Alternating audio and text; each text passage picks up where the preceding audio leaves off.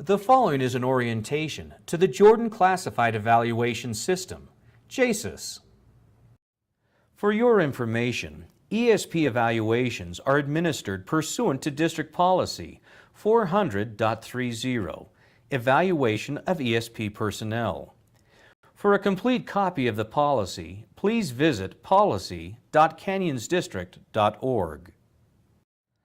JCES is the evaluation tool used to evaluate contract ESP employees as well as non-licensed administrators, and to recognize their exemplary performance and to provide feedback for improvement.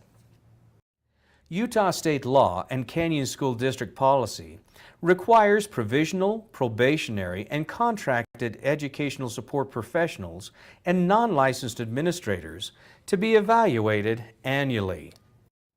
Newly hired ESP employees are provisional with the district for 3 years. A district employee who accepts another position that is substantially different from the position in which career status was achieved, such as an assistant custodian who accepts a position as a head custodian, is returned to provisional status in the new position for 3 years. JCES has 4 main components: employee orientation and notification, evaluation ratings, and a professional development meeting. At the beginning of each school year, the Department of Human Resources sends to supervisors for distribution a personalized evaluation notification letter and a sample JCES form for the employee's review. The supervisor also receives a personalized JCES form to be completed for each employee. This is the front of a JCES form, where the evaluator indicates the ratings in each of the specific and general performance areas. This is completed prior to the professional development meeting. There are 4 ratings that can be marked on the JCES form. An exceptional rating is given only to employees who demonstrate and exemplify extraordinary performance. Specific written documentation must accompany this rating. A totally satisfactory rating is given when an employee demonstrates and exemplifies outstanding performance. A rating of some improvement needed is given when an employee needs to improve his or her performance in a specific area. An unsatisfactory rating is given only when it is supported by written documentation. When a rating of unsatisfactory is given, a goal must be set to target the area or items that must improve. The back of the form is used to note specific strengths and/or instances of outstanding work by the employee, as well as to determine a professional development plan by identifying goals. When the summative overall rating is satisfactory, the recommended status section is marked provisional or regular contract status, depending upon the employee's employment status.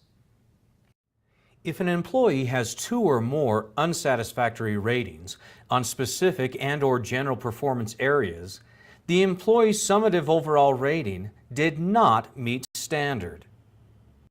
During the professional development meeting, the evaluator meets with the employee and discusses the ratings given, as well as provides feedback to the employee, jointly setting goals for improvement.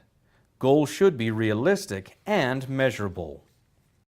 Available professional development opportunities are also reviewed, such as department trainings, classes offered by the district, the Employee Assistance Program, or mentoring.